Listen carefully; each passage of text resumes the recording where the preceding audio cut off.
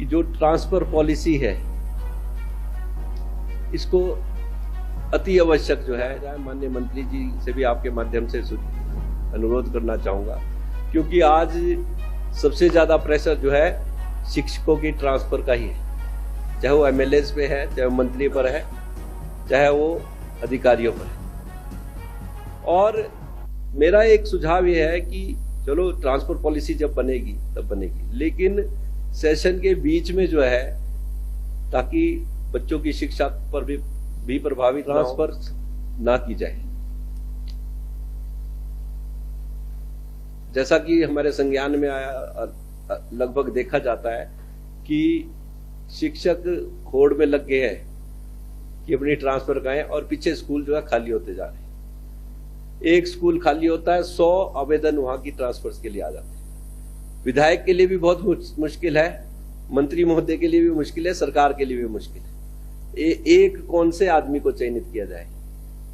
और माननीय अध्यक्ष महोदय, बहुत से समर्पित शिक्षक जो है हमारे शिक्षण संस्थानों में कार्य कर रहे हैं, लेकिन उनकी डेडिकेशन कहां काउंट की जा रही है। जो अवार्ड्स दिए जा रहे हैं उनके मापदंड क्या है, किन मापदंडों के तहत जो है उनको अवार्ड्स दिए जा रहे हैं। और इसके विपरीत जो समर्पित शिक्षक है, डेडिकेटेड टीचर्स हैं, उनका कहीं अवार्डीज में नाम नहीं। मैं व्यक्तिगत रूप से भी बहुत अच्छे शिक्षक जो है हमारे शिक्षा विभाग में कार्य कर रहे हैं, बहुत अच्छे से अच्छे शिक्षक है जो अपनी सेवाएं जो है स्कूल लगने से पहले भी और स्कूल खत्म होने के बाद भी दे रहे हैं और अपनी जेब से पैसा भी खर्च रहे हैं बच्चों के, गरीब बच्चों के ऊपर। लेकिन उनकी गिनती कहां हो रही है।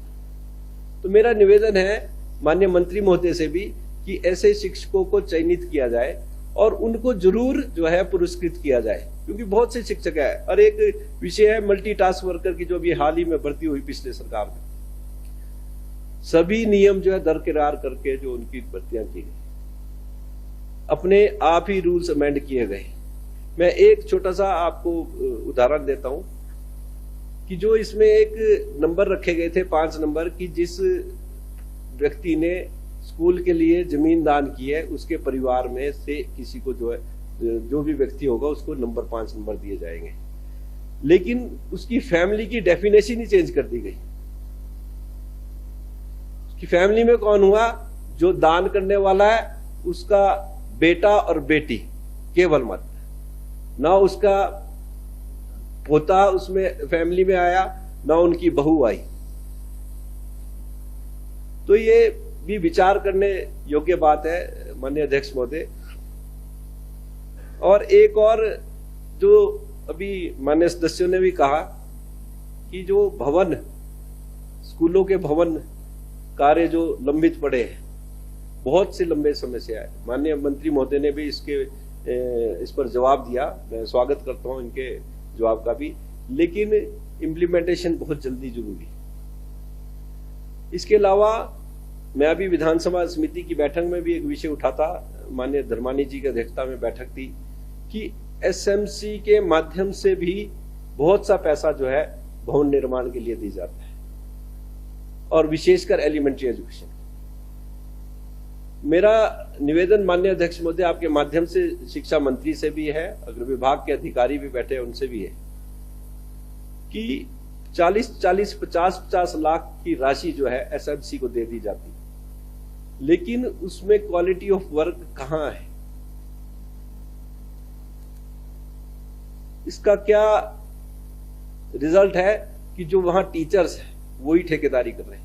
एसएमसी प्रधान को कुछ नहीं, उससे वोचर्स पे साइन करवाए जाते हैं।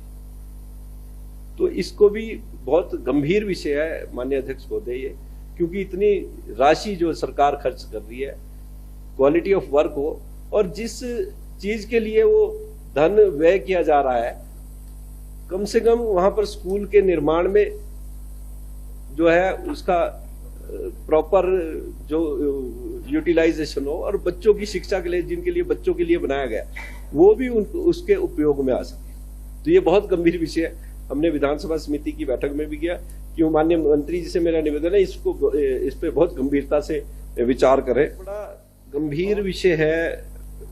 एक तो ये एक और विषय बताना चाहूंगा, जो टीचर्स की ट्रेनिंग होती है, रिफ्रेशर कोर्सेज होते हैं। बहुत से टीचर्स जो है स्कूल में होते ही नहीं है उस रिफ्रेशर कोर्सेज में। मेरा निवेदन है उसी ब्लॉक में, वैसे तो उसी स्कूल में जो है जो उनका सेंटर है वहीं पर रिफ्रेशर कोर्सेज होने चाहिए, ताकि बच्चों की शिक्षा भी प्रभावित ना हो। और बहुत से टीचर्स हैं जो अपनी सेवाएं बच्चों के लिए समर्पित करना चाहते हैं। बहुत से ऐसे लोगों को चयनित तो करें जो अपने आप अपनी सेवा दें। तो बहुत से टीचर्स मैंने ऐसे देखे, शिक्षा के साथ साथ क्लरिकल वर्क भी सारा वही कर रहे हैं, इसके अलावा मल्टीटास्क वर्कर का कार्य भी कर रहे हैं। कई शिक्षक तो मैंने ऐसे, मैं व्यक्तिगत रूप से ऐसे शिक्षकों को जानता हूं। और एक और गंभीर विषय है माननीय अध्यक्ष महोदय, जो मेरे संज्ञान में आया है, मेरे विधानसभा क्षेत्र में तो बहुत ज्यादा हुआ है पिछले कुछ 5 सालों में, कि जो भी शिक्षक हैं, कुछ शिक्षक ऐसे हैं जो शिक्षा का भगवाकरण करना चाहते हैं। जो टीचर्स एसोसिएशन के नाम पर आरएसएस से उनको उनकी मेंबरशिप कराई जा रही है, जबरदस्ती उनको ट्रांसफर का डराव देकर उनको आरएसएस में भर्ती करवाया गया और स्कूलों में शिक्षा शाखा लगवाई जा रही। तो इस पे माननीय अध्यक्ष महोदय, मैं आपके माध्यम से माननीय मंत्री महोदय से भी निवेदन करता हूं, इस पे बड़ा विचार किया जाए और जहां जहां ये चीजें चल रही है उस पर तुरंत रोक लगाई जाए। और एक और मैं माननीय अध्यक्ष महोदय आपके माध्यम से जानना चाहता हूं कि गांव-गांव में एकल विद्यालय बहुत सक्रिय है। मैं आपके माध्यम से जानना चाहता हूं, क्या ये सरकार के द्वारा ऑथराइज्ड है? और ऑथराइज है तो किस कैपेसिटी में उनको ऑथराइजेशन मिली?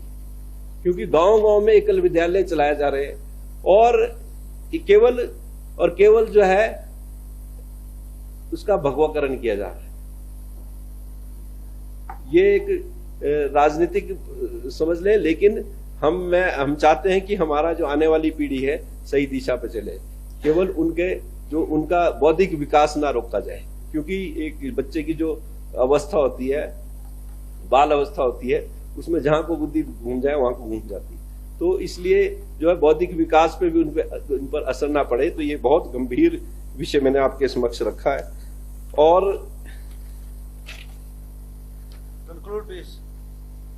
एक और मेरा सुझाव है माननीय अध्यक्ष महोदय आपके माध्यम से, कि जो हिस्टोरिक डेट्स है, जो ऐतिहासिक तिथियां हैं हमारे देश में, चाहे 15 अगस्त है, 26 जनवरी है, हमारे राष्ट्रपिता का जन्मदिन है, इनको जो है स्कूलों में इसको सेलिब्रेट किया जाए। क्योंकि ठीक कहा अपने हमारे पठानिया जी ने, कई बच्चों को राष्ट्रगान भी नहीं आता, कई लोगों को ये भी नहीं आता कि महात्मा गांधी का क्या योगदान हमारे देश के लिए, क्या योगदान 15 अगस्त में क्यों मनाया जाता है। केवल छुट्टी के रूप में ही उसे देखा जाता है। ये बहुत गंभीरता से सोचा जाए इस पे, कि इसे जो है हिस्टोरिक डेट्स को जो है हमारे शिक्षण संस्थानों में सरकार के द्वारा मनाया जाए, सेलिब्रेट किया जाए, ताकि बच्चों को जो है हमारी ऐतिहासिक जो तिथियां हैं उनके बारे में जानकारी हासिल हो। मैं आपका बहुत बहुत धन्यवाद करना चाहता हूँ।